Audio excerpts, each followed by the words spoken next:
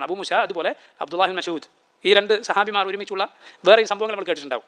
അല്ലെ, കൂഫയിലെ മസ്ജിദിൽ ചില ആളുകൾ കൂടിയിരുന്നിട്ട് ദിക്ർ ഹൽഖ എന്നിന്ന ആളുകൾ പറയുന്നത് പോലെ ഒരു സംഗതി അവർ സംഘടിപ്പിച്ചു. ആളുകൾ വട്ടത്തിരുന്ന് ഒരാൾ ദിക്ർ ചൊല്ലിക്കൊട്ട് ബാക്കിയുള്ളവർ ഏറ്റു ചൊല്ലും, കല്ലുകൾ കൊണ്ട് എണ്ണം വിളിക്കും.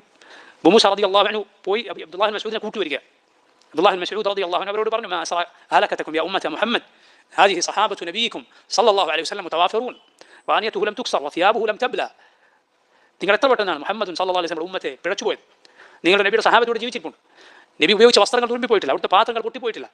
അതിനു മുമ്പ് നിങ്ങൾ ദലാലത്തിന്റെ വാതിൽ തുറക്കുകയാണോ? നിങ്ങളാണോ അതല്ല നബിയാണോ ഏറ്റവും ശരിയായ മാർഗ്ഗത്തിലുള്ളത്? അതല്ല നിങ്ങൾ ദലാലത്തിന്റെ വാതിൽ തുറക്കുകയാണോ എന്ന് റസൂലുള്ളാഹി സ്വല്ലല്ലാഹു അലൈഹി വസല്ലമയുടെ പ്രമുഖനായ സഹാബി അത് പറഞ്ഞവരെ ആ മസ്ജിദിൽ നിന്ന് വിരട്ടുകയാണ്.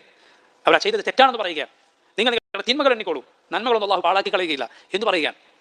ബിദ്അത്തിനെതിരുള്ള ശക്തമായ, എന്നും ബിദ്അത്തിന്റെ വക്താക്കൾക്കെതിരെയുള്ള ശക്തമായ തെളിവാണ് ഈ സഹാബിയുടെ ശ്രേഷ്ഠമായ വാക്കുകൾ. ബിദ്അത്തിന്റെ ആളുകൾ എന്നും ചോദിക്കാറില്ലേ, എന്ത് നല്ലതല്ലേ, തെറ്റാണ് നമ്മൾ ചെയ്യുന്നത്? അതേ ചോദ്യം അവർ ചോദിച്ചു. എന്ത് മാറദിന ഇല്ലൽ ഖൈർ, നമ്മൾ നന്മയെ ഉദ്ദേശിച്ചിട്ടുള്ളൂ.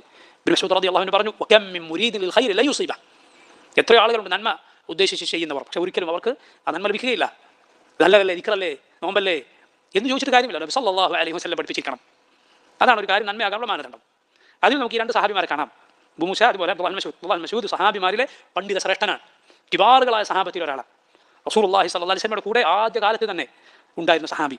നബി സല്ലല്ലാഹു അലൈഹി വസല്ലമയുടെ വായിൽ നിന്ന് ആ പുതുമയുള്ള ഖുർആനിന്റെ ആയത്തുകൾ ഞാൻ കേട്ടിട്ടുണ്ട് എന്ന് ഇബ്നു മസ്ഊദ് പറഞ്ഞത് കാണാം.